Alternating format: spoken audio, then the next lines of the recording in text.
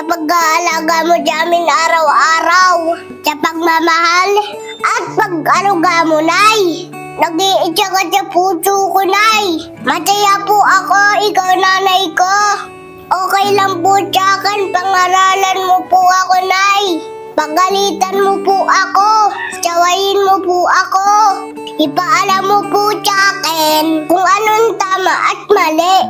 Dahil bata pa po ako, Nay.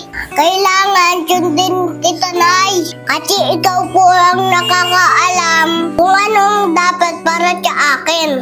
Salamat sa sakripisyo mo sa amin, Nay. Susuklian ko po ng respeto at pagmamahal lahat ng pagod mo, Nay. Magiging mabuting bata po ako. Kagaya po ng lagi niyong sinasabi ni tatay. Mahal na mahal kita, Nay.